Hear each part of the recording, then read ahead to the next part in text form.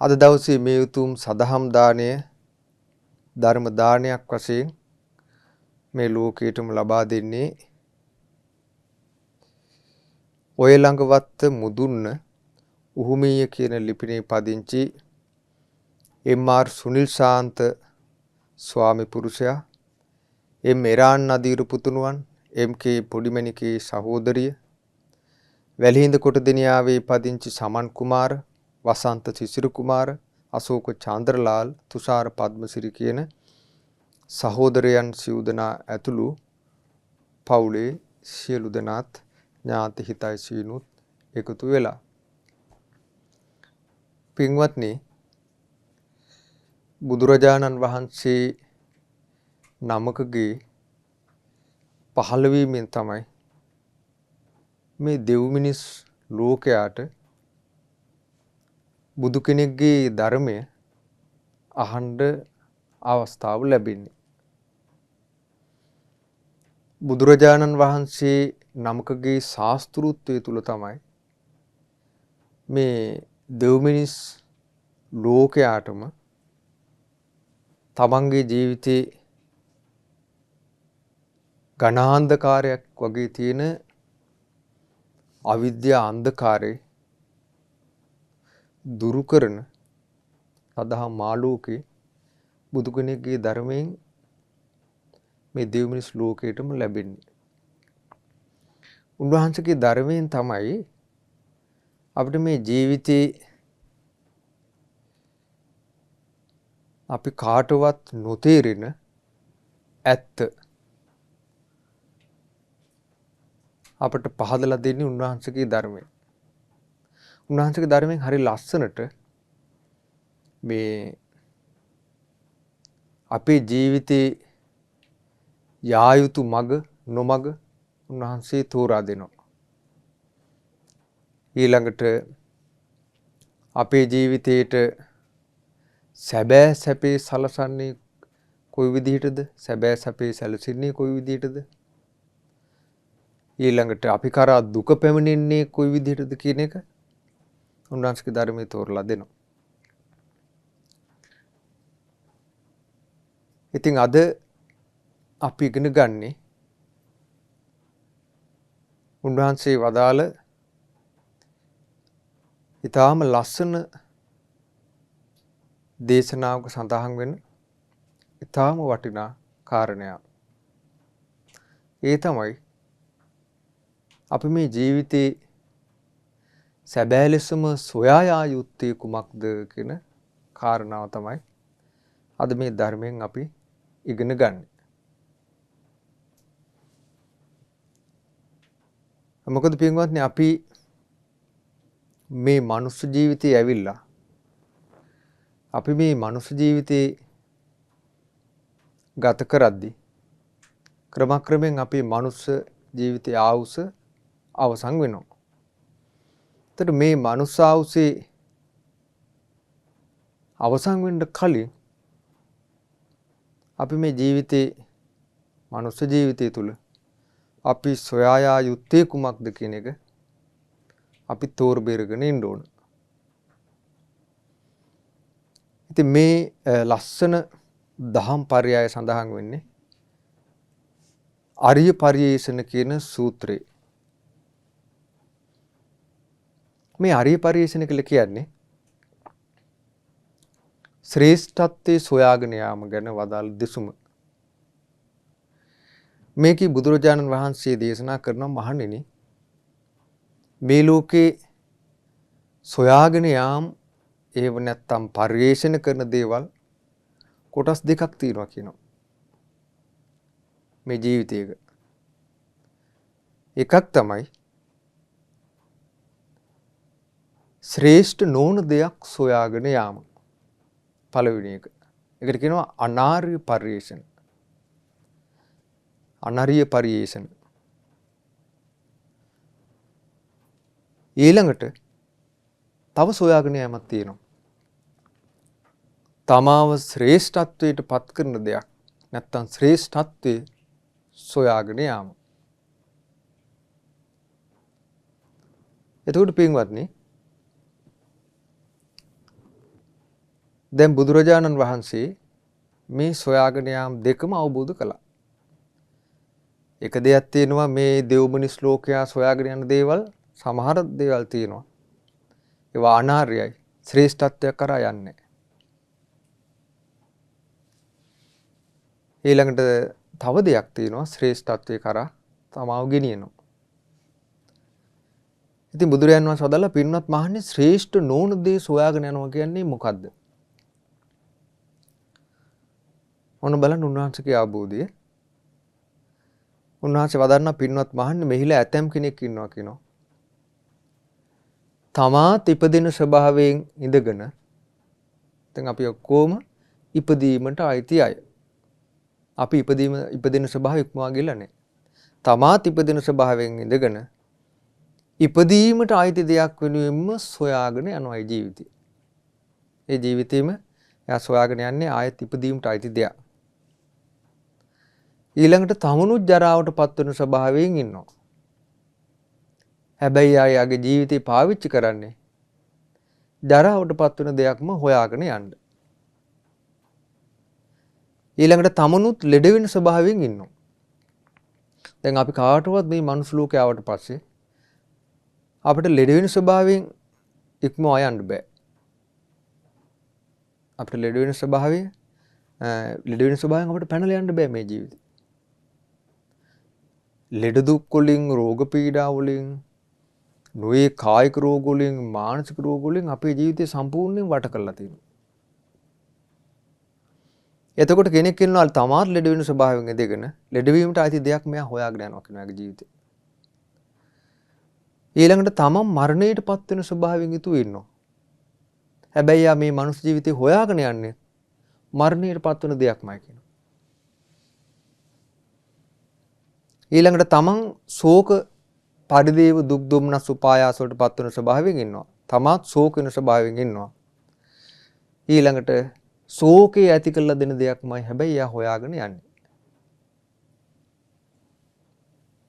ඒ වගේම තමාත් කෙලෙස් වලින් කිලිටි වෙන ස්වභාවයෙන් යුතු ඉන්නවා. කෙලෙසියන් ස්වභාවයෙන් යුතු. ඊළඟට එයා මේ ජීවිතේ හොයාගෙන යන දේ කෙලෙසියන් ස්වභාවයටම අයිති දෙයක්. එතකොට මේක තමයි කිව්ව බුදුරයන් වහන්සේ වදාලා මහන්න මේක තමයි අනාර්ය දෙයක් සොයාගෙන යාම මේ ජීවිතේ. දැන් අපිට මෙහෙම කිව්වට මේ කාරණේ එකපාරට සාමාන්‍ය මිනිස්සුන්ට තේරුම් ගන්න අමාරුයි. ඔන්න බලන්න උන්වහන්සේ ඒක තෝරා දෙනවා.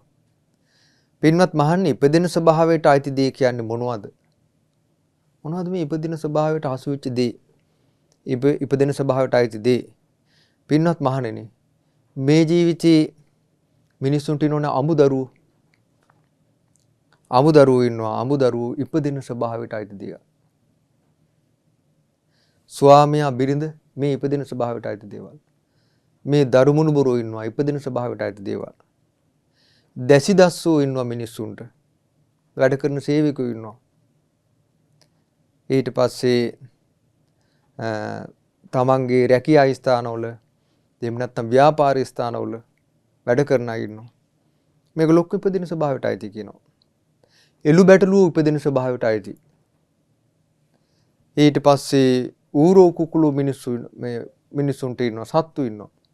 එළු බැටළුව, ගවයෝ, ඌරෝ කුකුළු මේ සියලු සත්වෝ ඉපදින ස්වභාවයට අයිති කියනවා. ඊළඟට ඇතුන්, ගවයන්, අසුන්, වෙළඹුන් මේ ඔක්කොම සත්තු ඉපදින ස්වභාවයට අයිති කියනවා. දැන් මිනිසුගේ ජීවිතයේ වගේ සත්තු ලං කර ගන්නවන්නේ. සමහර කුකුල්ලෝ ඇති කර ගන්නවා. සමහරු ගවයෝ ඇති කරනවා. ඊළඟට කිරිහරක් ඇති කරනවා. සමහරු ඇත්තු අරගෙන ඇවිල්ලා ඇත්තු නඩත්තු කරනවා. ඒකෙන් ඒගොල්ලෝ ජීවිතේ ලොකු තමන්ට තත්ත්වයක් හදා ගන්නවා. දැන් සාමාන්‍යයෙන් ඒ කාලේ තියෙම දැනුත් එහෙමයි. ඇතෙක් නඩත්තු කරනවා කියන්නේ විශාල ධනස්කන්ධයක් එපායි. තමන්ගේ තියෙන ධනස්කන්ධේ පෙන්වන ලකුණක් තමයි ඇතෙක් ඉන්නවනේ. ඒ කාලේ සමහර පරණ වලව්වල ඇත්තු 5 දෙනා ඉඳලා තියෙනවා. ඉතින් මිනිස්සුන් ලොකු පිළිගැනීමක් මිනිස්සු ලබනවා. ඒක විතර ඇතෙක් ඉන්නවා කියලා. එතන මේ වගේ මේ මිනිස්සු ඇතුන්, ගවයන්, අසුන්, වෙළඹුන් ඇති කරනවා කියනවා. හදා ගඩා ගන්නවා කියනවා. මේ ඉපදින ස්වභාවයට අයිති දේවල් කියනවා. රන් රිදී මිල මුදල් ඉපදින ස්වභාවයට අයිති. ඒ කියන්නේ මේ සල්ලි, ධනෙ, මුතුමැණික්, රන් රිදී වස්තුව, ඊට පස්සේ ඉඩකඩම්, යාන වාහන, ගෙවල් දොරවල් මේ ඔක්කොම ඉපදින ස්වභාවයට අයිති දේවල් කියනවා. මහණෙනි කොටින්ම කිව්වොත් මේ පංචකාම ගුණයන්ම ඉපදින ස්වභාවයට අයිති දේවල් කියනවා. ඒ කියන්නේ අපේ ජීවිතය අපි සතුට සැපේ වෙනුවෙන් යමක් ලං කරගන්නව නේද? දැන් දරුවෝ නැති අය අපි ගත්තොත් එහෙම පන්සල් ගාන ගිහින් දේවාල ගාන ගිහින් ඊට පස්සේ බෝධි පූජා තියතිය පූජාවල් තියතිය දෙවිවරුන්ට බාර වෙවි එයා දරුවෝ පතනවා. හැබැයි ඉපදින ස්වභාවයට අයිති දෙයක් කියනවා. ඊළඟට මිනිස්සු ඉතාම දුකසේ හරි හම්බ කරනවා. ඉතාම දුකසේ මිනිස්සු කුඹුරු වතු පිටි වවනවා. සමහරුන්ගේ මුළු ජීවිතේම ගෙවල් දොරවල් හදනවා. ළමයි හදා වඩා ගන්න මේ ඔක්කොම ඉපදින ස්වභාවයට අයිති දෙයක් කියනවා. මහන්නේ ඕක තමයි කියනවා මේ තමාත් ඉපදින ස්වභාවයෙන් යුතු ඉඳගෙන ඉපදීමට අයිති දෙයක්ම හොයාගෙන යනවා කියන ඕක කියනවා. ඊට පස්සේ මහන්නේ බුදුරයන් වහන්සේ දේශනා කරන මහණෙනි මේ ජරාවට තමා ජරාවටපත් වෙන ස්වභාවයෙන් ඉඳගෙන ජරාවටපත් වෙන දෙයක්ම හොයාගෙන යනවා කියන්නේ මොකක්ද අහනවා මේ ජීවිතේ. අර ටිකම තමයි කියනවා. මහණෙනි මේ අඹදරුවෝ ජරාවටපත් වෙන ලෝකෙට අයිති කට්ටිය කියනවා. දූ දරුවෝ ජරාවටපත් වෙනවා කියනවා. දැසි දස්සෝ ජරාවටපත් වෙනවා කියනවා. ඊළඟට තමන් හරියම්බ කරපු හැම දෙයක්ම ඒ කියන්නේ දි รา යන ස්වභාවයට අයිති කියනවා. ජරා ජීර්ණ වෙනවා කියනවා. යාන වාහන දි รา යන ස්වභාවයට අයිති කියනවා. මේ ගෙවල් දොරවල් දි รา යන ස්වභාවයට අයිති කියනවා. දැන් ඔයගොල්ලෝ දැකලා ඇති සමහර අය ඉස්සර විශාල වලව් හදාගෙන හිටපු අය ලස්සනට ලොකු වතු හදාගෙන හිටපු කාලයක් ඇද්දි ඒගොල්ලෝ මැරිලා ගිහිල්ලා අර වලව් මර විශාල ගෙවල් වතු පිටි ඔක්කොම ඔහේ පාළුවට ගිහිල්ලා ඊට පස්සේ වලව් එහෙමම දිරලා යනවා. ඊට පස්සේ යන්නත් බය මිනිස්සු. අම්මෝ යන්න බෑ මූසලයි බය හිතෙනවා කියලා. බලන්න දි รา යන ස්වභාවයට අයිති දේ. ඉතින් බුදුරයන් වහන්සේ දේශනා කරන මහණෙනි මේ හැම එකක්ම දිරලා යන ලෝකෙට අයිති දේ කියනවා. එතකොට හැබැයි ඒවා තමයි කියනවා මේ මිනිස්සයා හොයාගෙන යන්නේ මහන්සිලා. දැන් අපි ගත්තොත් සමහරුන්ගේ මුළු ජීවිතේම මහන්සි වෙනවා ගෙවල් හදන්න. සමහර මුළු ජීවිතේම කැප කරනවා සල්ලි හම්බ කරන්න. මුළු ජීවිතේම ගත කරනවා. සමහරුන්ගේ මුළු ජීවිතේම ගත වෙන්නේ දරුවෝ වෙනුවෙන්. ඊට පස්සේ සමහරුන්ගේ මුළු ජීවිතේම ඉඩ කඩන් නඩත්තු කරනවා. වතු පිටි බලා ගන්නවා. වයසට ගිහිල්ලා සමහර ආච්චිලා සීලා ඉන්න වත්ත වටේ ඇවිද වතු පිටි බලාගෙන ඉන්නවා. ඉතින් කොස් ගස් දැකලා, දෙල් ගස් දැකලා, රඹුටන් ගස් දැකලා සතුටු වෙවි ඉන්නවා මේ අපි හදපු කොස් ගහ, මේ අපි හදපු පොල් ගස්, මේ මං හදපු රඹුටන් ගහ, මේ අපි හදපු අඹ ගස් කී. ඒකෙන් සතුටු වෙවි ඉන්නවා කියනවා. එතකොට බුදුරයන් වහන්සේ දේශනා කරන මහන්නේ මේ ඔක්කොම ජරාවටපත් වෙන ස්වභාවයට ඇති දෙයි කියනවා. ඊළඟට උන්වහන්සේ වදන්න මහන්නේ මේ ඔක්කොම ලෙඩ වෙන ස්වභාවයට අයිති දේවල් කියනවා. මේ ඔක්කොම මරණයටපත් වෙන ස්වභාවයට අයිති දේවල් කියනවා. මේ ඔක්කොගෙම මිනිස්සයාට මේ වගේ අන්තිමට ශෝකය ඇති කරන ස්වභාවයෙන් යුක්තයි කියනවා. දැන් අපි ගත්තොත් පින්වත්නි මේ ජීවිතේ අපි ගමු දූ දරුවෝ ගත්තත්, ස්වාමියා බිරිඳ ගත්තත්, ගෙවල් දොරවල් ගත්තත්, යාන වාහන ගත්තත්, ඊට පස්සේ ඉඩ කඩම් ගත්තත්, දීපල ගත්තත් මේ හැම එකක්ම අවසානයේ මනුස්සයාට අතාරින්න වෙනවා. එතකොට මේ ඔක්කොම බුදුරයන් වහන්සේ වදාලා ඉපදීමට අයිති දේවල්, ජරාවට අයිති දේවල්, ලෙඩවීමකට අයිති දේවල්, මරණයට අයිති දේවල් අන්තිමට මේකෙන් මනුස්සයාට ශෝකය ගෙනත් දෙන්න කියලා.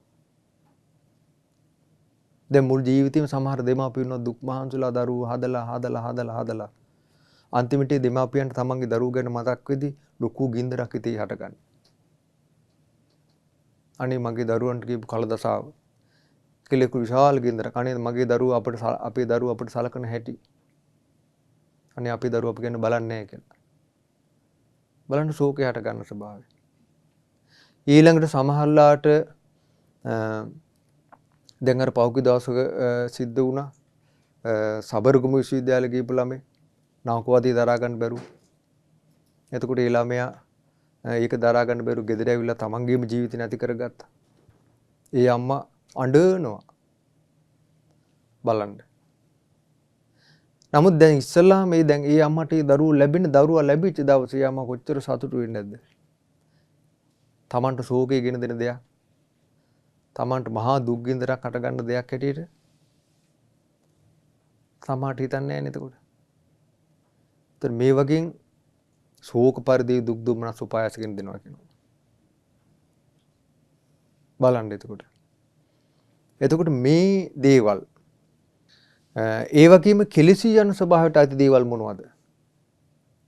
පින්වත් මහණේ අමුදරුවෝ කියන්නේ කෙලෙසී යන ස්වභාවයට අයිති දේවල්. මේ අමුදරුවෝ නිසා නොයේ කෙලෙස් හට ගන්නවා කියනවා. ඊළඟට දැසිදස්සෝ කියන්නේ කෙලෙසී යන ස්වභාවයට අයිති දේවල් කියනවා. එළු බැටළුවෝ කියන්නේ කෙලෙසී යන ස්වභාවයට අයිති දේවල්. ඌරු කුකුළු කියන්නේ කෙලෙසී යන ස්වභාවයට අයිති දේවල් කියනවා. යාන වාහන, ගෙවල්, දොරවල්, බඩු මුට්ටු මේවා කෙලෙසී යන ස්වභාවයට අයිති කියනවා. මේවා නිසා තමයි මිනිසුන්ගේ ජීවිතවල යම්තා දුක් කරදර දුම්නස් පීඩා පපුවේ ගින්දර ඇවිලෙන ඒවා සෝසුසුම් හෙලෙලා ඉන්න ඒවා අඬා ඉන්නවනම් මේ ඔක්කොම මේ වගේ කියනවා හටගන්නේ. එතකොට බුදුරයන් වහන්සේ දේශනා කළා මහණෙනි මේක සොයාගෙන යන එක තමයි කියනවා මේ ලෝකේ අනාර්ය දෙයක් සොයාගෙන යන. ඒකයි. ඒකයි මම කිව්වේ දැන් දරුවෝ නැති කාලේ පන්සල් ගාන යනවා, චෛත්‍ය ගාන යනවා, බෝධි ගාන යනවා, දේවාල ගාන යනවා. අනේ අපිට දරුවෝ ලැබෙන්න කියලා. ඔන්න දරුවෝ ලැබෙනවා. ඊට පස්සේ මේ ප්‍රශ්නේ මතක නැහැ. ඊට පස්සේ දරුවෝ නිසා ගොඩාක් දුක් විඳිනවා. දරුවෝ නිසා නොකා නොබී ඉන්නවා සමහරට. හැඬු කඳුලක ඉන්නවා. ඒතර දරුවෝ ලොකු මහත් කරන්න කෙලවරක් නැතුව දුක් විඳිනවා. සමහර දෙමාපියෝ පතනවා අවසාන කල අනේ මට උපනුපන් ජාති මේ දරුවෝ හම්බෙන්න එපා කියලා. මට මෙවුන් නැතුව වෙන හොඳ දරුවෝ ලැබියන් කියලා. සංසාරේ පින්වත්නි අපි මේ සංසාරේ පුරාවට කරලා තියෙන්නේ දරුවෝ පතපතා දරුවෝම සොය සොයා ගියක. ඒ හින්දා අපිට මේ සංසාරේ කවදාකවත් අය අලුත් දරුවෝ හම්බෙන්නේ නැහැ. බුද්ධ දේශනාවේ තියෙනවා මහණෙනි මේ සංසාරේ එකම සත්‍යෙක් හොයාගන්න බෑ කියනවා තමන්ගේ දරුවෙක් නොවිච්ච. තමන්ගේ ස්වාමියා නොවිච්ච කෙනෙක් හොයාගන්න බෑ කියනවා. තමන්ගේ බිරිඳ නොවිච්ච කෙනෙක් හොයාගන්න බෑ කියනවා. තමන්ගේ අම්මා නොවිච්ච කෙනෙක් හොයාගන්න නැහැ කියනවා. තමන්ගේ තාත්තා වෙච්ච නැති කෙනෙක් හොයාගන්න නැහැ කියනවා. එහෙමනම් ආයෙමත් මේ දරුවෝ පතනවා නා. අනේ මේ දරුවෝ ඉබා මට අලුත් දරුවෝ ලැබෙන්න. කවදාකවත් අලුත් දරුවෝ ලැබෙන්නේ නැහැ සංසාරේ. පරණ දරුවෙන්මයි හම්බෙන්නේ. සංසාරේ බිරිඳක් කවද සමහරු පතනවා. අනේ මට මේ මිනිහා එපා. මට හොඳ මිනිහෙක් ලැබියන් කියලා. සංසාරේ අය අලුත් සැමියෙක් හම්බෙන්නේ නැහැ. පරණ සැමියෙක්මයි හම්බෙන්නේ. පරණ බිරිඳක්මයි හම්බෙන්නේ. අලුත් බිරිඳක් හම්බෙන්නේ නැහැ. ඒ නිසා මේ සංසාරෙම අපි හොයාගෙන ගියපු දේ තමයි මේවා. සංසාරෙම හොයාගෙන ගියා දරුවෝ. සංසාරේ පුරාවට හොයාගෙන ගියා ස්වාමියා බිරිඳ. සංසාරේ පුරාවට හොයාගෙන ගිය දේවල් තමයි ගෙවල් දොරවල්. සංසාරේ පුරාවට හොයාගෙන ගිය දේවල් තමයි ධනෙ. සංසාරේ පුරාවට හොයාගෙන ගිය දේවල් තමයි වතු පිටි. දීපල, ඉඩ කඩන්, රිදී රත්තරන් බඩු. ඊට පස්සේ තනතුරු, තානාන්තර, ධන බලය, නිල බලය, දේශපාලන බලය. මේවා තමයි මුළු සංසාරේ හොයාගෙන ගියේ. අපි සංසාරේ හදපු ගෙවල් වල ගඩොල් එකතු කරොත් එහෙම හිමාල කන්දට වඩා උසට නගිනවා ඒක. ඊට පස්සේ සංසාරේ මේ අපි ගත්තොත් එහෙම අපි ඉඩම් අයිති කරන් හිටපු ගත්තොත් එහෙම මේ මහ පොළොවේ අපි හිටපු නැති ඉඩමක් නැති වෙදි මගේ කියලා. බුදුරයන් වහන්සේ දේශනා කළ මහණෙනි මේ ශරීරයක් වලදාපු නැති තැනක් හොයාගන්න නැහැ කිව්වා. මොන්න බලන්න අපේ ගමන. බුදුරයන් වහන්සේ මහන්නේ මේක තමයි අනාර්ය දේ සොයාගෙන යාම. අනාර්ය දේ සොයාගෙන යාම. එතකොට බලන්න දැන් බුදු කෙනෙක් මේක තෝරලා දෙනකන් අපිට සාමාන්‍යයෙන් හිතා ගන්න පුළුවන් අපි මේ අනාරිදයක් හොයාගෙන යනවා කියලා. මේ ජීවිතේ පින්වත්නි අපිට ප්‍රශ්න හට ගන්න තාක් හටගන්නේ අනාරිදේ. හොඳට බලන්න. දුකක් හට ගන්නවා නම් හටගන්නේ එක්ක ස්වාමියා නිසා, එක්ක බිරිඳ නිසා, එක්ක දරුවෝ නිසා, එක්ක දේපල නිසා, එක්ක ඉඩකඩම් නිසා, ඊට පස්සේ එක්ක යාන වාහන නිසා, එක්ක සල්ලි මුදල් නිසා, එක්ක තනතුරු නිසා මේ වගේ නේද හටගන්නේ. එතකොට බලන්න අනාර්යදී. ඒ නිසා මේ බුදු කෙනෙක් මේක තෝරලා දෙන්නේ. මහණෙනි අනාර්යදී සොයාගෙන යන්න එපා කියලා.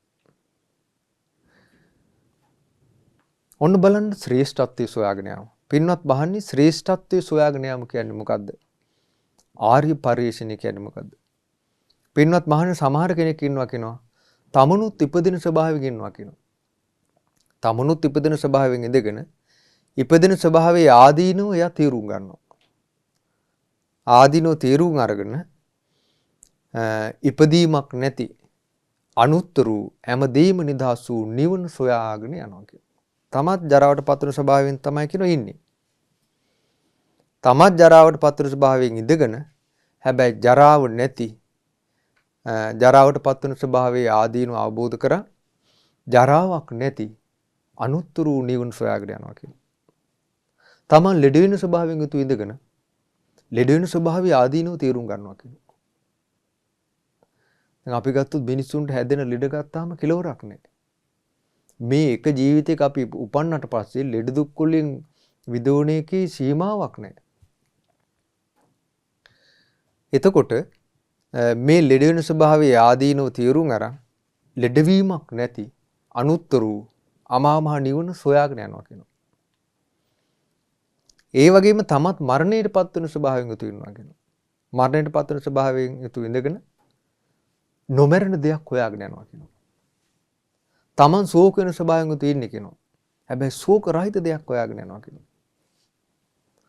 ඊළඟට තමන් කෙලෙසෙන ස්වභාවයෙන් යුතු ඉන්නවා කියනවා. කෙලෙසෙන්නේ නැති දෙයක් හොයාගෙන යනවා කියනවා. මේක තමයි කියනවා ශ්‍රේෂ්ඨත්වයේ සොයාගෙන යාම. දැන් බලන්න අපගේ ශාස්ත්‍රුන් වහන්සේ. උන්වහන්සේට අපි මේ ලෝකේ යමක් සැපේ කියලා හොයනවා නම් ඒ හැම එකක් උන්වහන්සේට තිබුණා. උන්වහන්සේට සුද්ධෝදන රජුරු මාලිගා 3ක් හදලා දීලා දුන්නා. රම්මි සුරම්මි සුබ කියලා.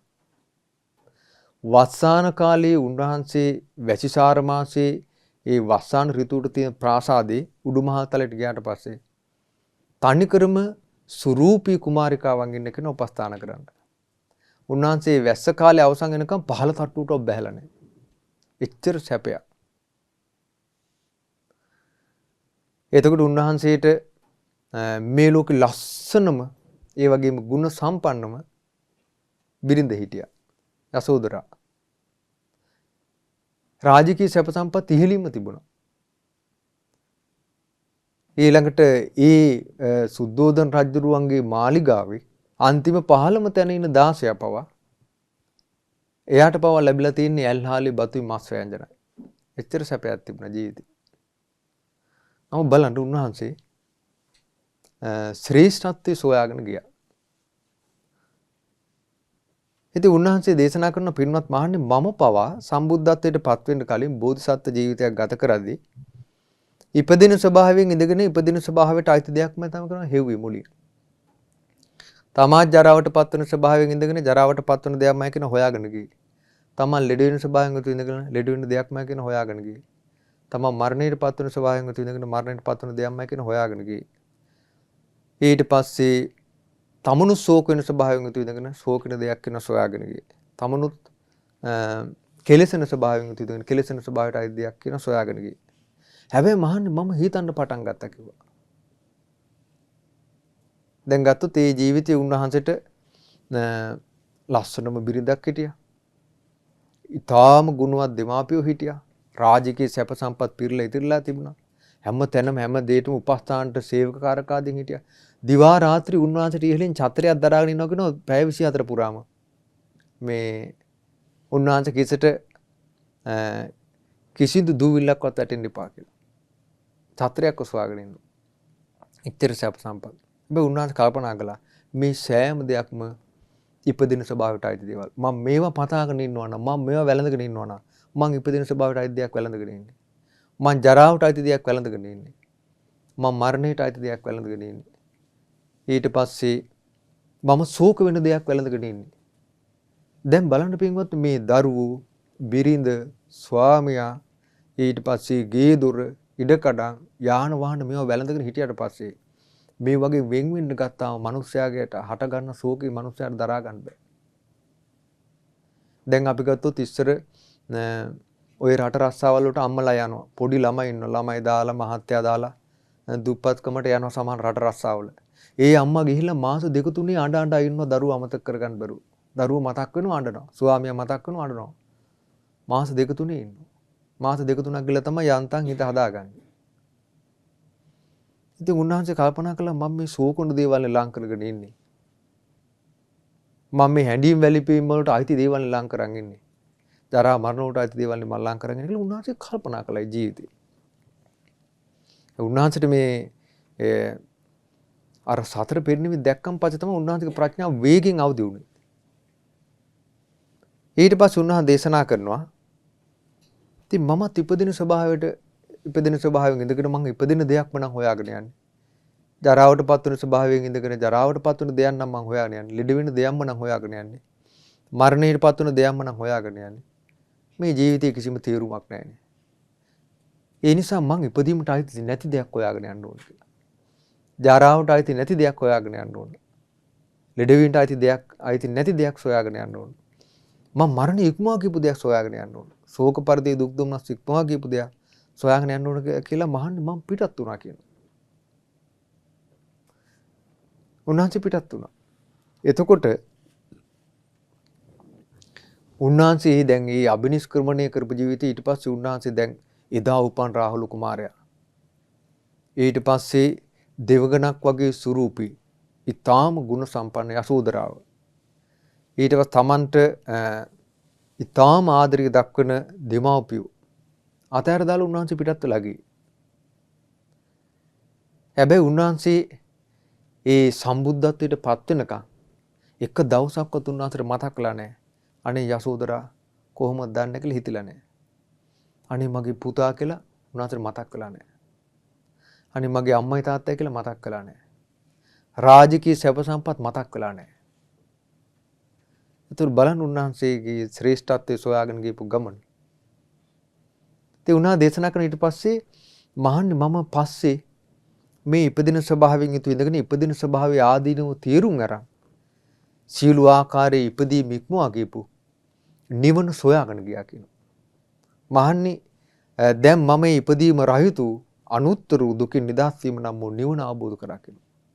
මහන්නේ මං ජරාවටපත් වෙන ස්වභාවයෙන් ඉඳගෙන, ලෙඩ වෙන ස්වභාවයෙන් ඉඳගෙන, මරණයටපත් වෙන ස්වභාවයෙන් ඉඳගෙන, ශෝක පරිදේවයන්ට ලක් වෙන ස්වභාවයෙන් යුතු ඉඳගෙන මහන්නේ මම මේ ජරා රහිතු, ලෙඩවීම රහිතු, මරණ රහිතු, ශෝක පරිදේව දුක් දුමනස් ඉක්මවා ගියපු නිවනක් හොයාගෙන ගියා කියනවා.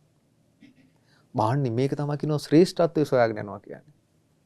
මහන්නේ මගේ යමාමා නිවන සාක්ෂාත් කළා කියනවා. බලන්න එතකොට.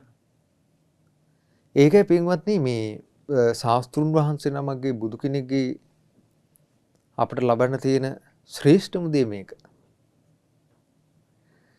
ඉතින් උන්වහන්සේ දැන් සම්බුද්ධත්වයට ඊට පස්සේ සාක්ෂාත් කළා. බලන්න උන්වහන්සේ ශ්‍රේෂ්ඨත්වයක් සොයාගෙන ගියාට පස්සේ උන්වහන්සේ ශ්‍රේෂ්ඨත්වයේ සාක්ෂාත් කළාට පස්සේ කී ලක්ෂයක් ඒ ශ්‍රේෂ්ඨත්වය කරා ඊට පස්සේ ගියාද? උන්වහන්සේ දා ශ්‍රේෂ්ඨත්වය කරා සොයාගෙන ගියේ නැත්තම් එහෙනම් අදටත් යසෝදරාව සංසාරේ යනවා. අදටත් සුද්ධෝදන රජුරු සංසාරේ යනවා. අදටත් රාහුල කුමාරයා සංසාරේ ඉක්මවා ගත නොහැකි ඉන්නවා. ඊට පස්සේ ලක්ෂ ගණන් කෝටි ගණන් උන්වහන්සේ පස්සෙන් ගිහිල්ලා උන්වහන්සේ කරා ගිහිල්ලා මේ ශ්‍රේෂ්ඨත්වයේ සාක්ෂාත් කළා. ඕට සංඛ්‍යාත ප්‍රජාව දෙව් මිනිසුන් ශ්‍රේෂ්ඨත්වයේ සාක්ෂාත් කළා.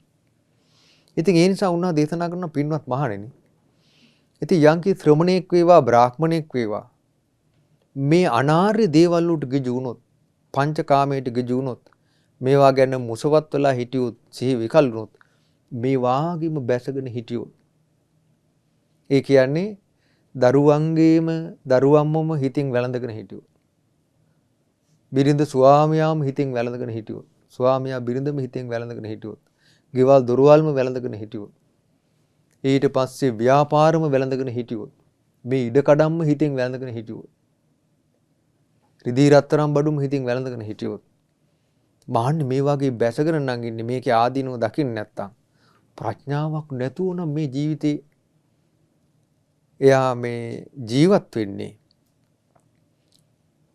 බුදුරයන් වහන්සේ දේශනා කරනවා පින්වත් මහණී සියලු දෙනා මාර බලයට අහු වුණයි කියනවා. ඒ සියලු දෙනා මාර බලයට අහු වුණා. ඔවුන්ට පාඩු විඳින්න සිද්ධ වුණා කියනවා. ඒ හැම දෙනා විපතටපත් වුණා කියනවා මේ සංසාරේ. ඒකයි පින්වත්නි මම කිව්වේ මේ සංසාරේ ඔයගොල්ලන්ට ලැබුණු දරුවෝ මෙතකේ කියන්න බෑ. සංසාරේ ඔයගොල්ලන්ට ලැබුණු ස්වාමිවරු බිරින්දෑවරු මෙතකේ කියන්න බෑ. එච්චරට ලැබිලා තියෙනවා. සංසාරේ අපිට තිබුණු ඉඩකඩම් මෙතකේ කියන්න බෑ. සංසාරේ අපි විඳපු රජසැප මෙතකේ කියන්න බෑ. සංසාරේ රජවරු වෙලා හිටපු අවස්ථා, සිටුවරු වෙලා හිටපු අවස්ථා, මහා ධන සම්පත් ඇති ධන කුවේරයන් වෙලා හිටපු අවස්ථා මෙතකේ කියන්න බෑ. ඉතින් උන්වහන්සේ දේශනා කරන මහන්නේ මේවට ඒ නිසා මුසපත් වෙලා ඉන්න එපා කියලා. ඒ නිසා අපි හොඳට තේරුම් ගන්න පිටුමත්නේ අපි මේ ජීවිතේ මේ දුකට අයිතිදී වැළඳගෙන ඉන්න හොඳ නැහැ. දැන් මේ ජීවිතේ මේවා වැළඳගෙන හිටියන් පස්සේ බලන්න ගොඩාක් අයගේ ජීවිත අපි දකිනවා. වයසට යද්දී මුළු ජීවිතේ මහන්සිලා තියෙන එක්කෝ සල්ලි හම්බ කරන්න. ඒ ජීවිතේ මහන්සිලා තින්නේ ගෙවල් දොරවල් හදන්න. ඒ ජීවිතේ මහන්සිලා තියෙන එක්කෝ දරුවෝ ලොකු මහත් කරලා උගන්වන්න. ඒ ජීවිතේ මේක මහන්සිලා තියෙනවා ව්‍යාපාර දියුණු කරන්න. ඊළඟට තමාරුන්ගේ මුළු ජීවිතේම ගත වෙලා තියෙන්නේ ධන බලයට. ඊට පස්සේ තමන්ට තනතුරු තානාන්තර ලබා ගන්න. ඊළඟට කොට අපි ගත්තොත් මේ ලෝකේ කොටසක් ඉන්නවා මුළු ජීවිතේම විනෝද වෙන්න ගත වෙනා ඉන්නවා. ගත වෙලා තියෙන මුළු ජීවිතේ විනෝද වෙන්න. සමහර මුළු ජීවිතේම ගත වෙලා තියෙන්නේ දේශපාලන බලය ලබා ගන්න. සමහරුගේ මුළු ජීවිතේම ගත කරනවා අනුන්ගෙන් පලි ගන්න. තේරුණාද? ඊට පස්සේ සමහරුගේ මුළු ජීවිතේම ගත වෙනවා දීපල දිනු කර ගන්න. ඉතින් බුදුරයන් වහන්සේ දේශනා කරන මහණෙනි, ඒ හැම දිනම ආමාරු වැටුණා කියනවා මේ සංසාරේ. ඒ හැම දිනම විපතටපත් වුණා කියනවා. ඒගොල්ලන්ට කවදාකවත් ජරා රහිත දෙයක් සාක්ෂාත් කරන්න ලැබෙන්නේ නැහැ කියනවා. ඒගොල්ලන්ට කවදාකවත් ජරා මරණ වලින් නිදහස් වෙන්න ලැබෙන්නේ නැහැ කියනවා. ලෙඩ වෙන ස්වභාවය ඉක්මවා යා ගන්න බෑ කියනවා. මරණයටපත් වෙන ස්වභාවය ඉක්මවා යන්න බෑ කියනවා. ශෝක වෙන ස්වභාවය ඉක්මවා යා ගන්න බෑ කියනවා. හඬන වැළපෙන ලෝකෙන් කවදාකවත් නිදහස් වෙන්න බෑ කියනවා. හැබැයි මහණෙනි, යම්කිසි ශ්‍රමණෙක් වේවා, බ්‍රාහ්මණෙක් වේවා, යම්කිසි මිනිසෙක් වේවා මේ පංචකාමයන්ට ගිජුුන් නැත්තම්, මේ වගේ සීවිකල් කරගන්න නැත්තම්, මේකේ බැසගෙන ඉන්නේ නැත්තම්, ආන් එයා විතරක් මේ වගේ ආදීනෝ දකින්නවා නම්, මේවට මුසපත් නොවි නම් වාසය කරන්නේ, ආන් ඒගොල්ලන්ට පාඩු සිද්ධ වෙන්නේ නැහැ කියනවා. ඒ අය විපතටපත් වෙන්නෙත් නැහැ කියනවා. ඒ අයට ඕන දෙයක් කරන්න මායයට බලය ලැබෙන්නෙත් නැහැ කියනවා. ඒ නිසා පින්වත්නි, හොඳට තේරුම් ගන්න ඕන අපි මේ සංසාරේ පුරාවටම හොයාගෙන ආපු දේවල් ආයෙත් මේ ජීවිතේ හොයාගෙන යන්න හොඳ නැහැ. එතකොට ඒ අනාර්ය දෙයමයි ආයෙ හොයාගෙන යන්නේ. ශෝක වෙන දෙයක්මයි ආයෙ හොයාගෙන යන්නේ. ලෙඩ වෙන දෙයක්මයි ආයෙ හොයාගෙන යන්නේ. මරණයට ඇති දෙයක්මයි හොයාගෙන යන්නේ. අපි බලන්න ඕනේ මේ ජීවිතේ කල්පනා කළා අපි ඇත්තට මේ ජීවිතේ සොයාගෙන ආවේ මොනවද? අපි සොයා යා යුතු දේ සොයාගෙන ගියාද? අපි ඉදිරියට සොයාගෙන යන්නේ මොනවද කියන එක අපි කල්පනා කරනවා. ඒකේ බුදුරජාණන් වහන්සේ දේශනා කරන මහන්නේ අනාර්ය දෙයක් සොයාගෙන යන්න එපා. ආර්ය දේ සොයාගෙන යන්න කියලා. ආර්ය දේ සොයාගෙන යන්න පින්වත්නි. එයාට මේ ජරාවටපත් වෙන ජීවිතේ, ලෙඩ වෙන ජීවිතේ, ඊට පස්සේ මරණයටපත් වෙන ජීවිතේ, මේ ශෝක වෙවි ගත කරන ජීවිතේ, මේ කරදර ප්‍රශ්න සෝතැවුල් මේවත් එක්ක ගත කරන ජීවිතය එයා ආදීනව තේරුම් ගන්නවා. ආදීනව තේරුම් ගද්දි තමයි එයාට ආසාවක් ඉදි මේකේ නිදහස් වෙන්නේ. එතකොට එයා මේකේ නිදහස් වීමක් හොයනවා. ඔන්න එතකොට එයාට යන්න තින්නේ බුදුරජාණන් වහන්සේගේ ධර්මයට. උන්වහන්සේ දේශනා කරන මහණෙනි මේ ඉපදීම අනාර්ය දෙයක්. ජරාවට පත්වන දේ සෙවීම, ලෙඩවීම, මරණයට පත්වන දේ සෙවීම අනාර්යයි. අනාර්ය නොවන දේ සොයාගෙන යන්න කියනවා. අනාර්ය නොවන දේ සොයාගෙන යන්න නම් අනිවාර්යයෙන්ම චතුරාර්ය සත්‍ය ධර්මයේ කරා පැමිණෙන්න ඕනේ. ඒක තමයි හරි ලස්සනට අනාර්ය දේ ආර්ය දේ පෙන්වා දෙන්නේ. එතකොට එයා චතුරාර්ය සත්‍ය ධර්මයට අහන්න ලැබෙනවා නම්, එයා චතුරාර්ය සත්‍ය ධර්මය හොඳට ඉගෙන ගන්නවා නම්, මෙනෙහි කරනවා නම්, අන්න එයා ක්‍රමක්‍රමයෙන් එයාගේ ජීවිතය යනවා ආර්ය දෙයක් හොයාගෙන යන්න. ඒ නිසා මේ ජීවිතය අපි හොඳට පාවිච්චි කරන්න ඕන. අර කල්ප ගණන් සංසාරේ පුරුදු කරපු දේම නම් අපි කරන්නේ. අපි මේ මනුස්ස ජීවිතේ සොයා යා යුතු හරි දේ තෝරගත්තනේ. ඒ නිසා මේ දුකට අයිති දේම වැළඳගෙන ඉන්න හොඳ නැහැ. දුකට අයිති දේ තමයි දරුවෝ. දුකට අයිති දේ තමයි ගෙවල් දොරවල්. දුකට අයිති දේම තමයි ස්වාමියා බිරිඳ. දුකට අයිති දේවල් තමයි ධනෙ. දුකට අයිති දේවල් තමයි ඉඩකඩම්. යාන වාහන. මේකම වැළඳගෙන ඉන්නේ නැතුව දුකෙන් නිදහස් වෙන දෙයක් කරා අපි මේ ජීවිතේ සොයාගෙන යන්න ඕන. එතකොට ඒ සොයාගෙන යද්දී ඒ දුක ඉක්මවා ගියපු, දුකට අයිති නැති, ජරාවට අයිති නැති, ලෙඩවීමට අයිති නැති, මරණයට අයිති නැති ශ්‍රේෂ්ඨ ධර්මයක් අපට හම්බ වෙනවා. හම්බෙන්නේ බුදුරජාණන් වහන්සේගේ ධර්මය. ඉතින් ඒ ධර්මයේ කරා අපි මේ ජීවිතේ ගමන් කරන්න මහන්සි ගන්න ඕන. ඉතින් ඒ සඳහා ඔබ සෑම සිළු දෙනාට මේ බුදුරජාණන් වහන්සේගේ ධර්මයේ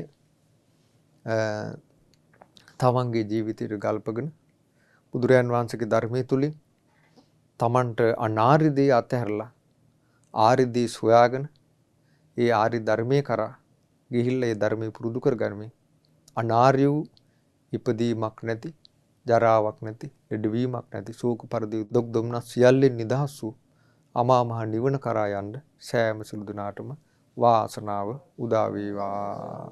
සාදු සාදු සාදු. පුණ්‍ය අනුමෝදනාව. අද දින මේ උතුම් ධර්ම දේශනාවෙන් අපි සෑම සිළු දෙනාම රැස් කළා වූ උදාර පින පළමු කොට අනුමෝදන් කරමු. පින් කැම සිළු දෙවිවරුන්ට සක් දෙවිඳුන් සතර වරන් දෙව් රජුරුන් ඇතුළු සදෙව්ලෝ වාසී අල්පේ ශාක්‍ය මහේශාක සිළු දෙවියෝ මේ පින දැක බලා සතුටු සිතින් අනුමෝදන් වෙත්වා.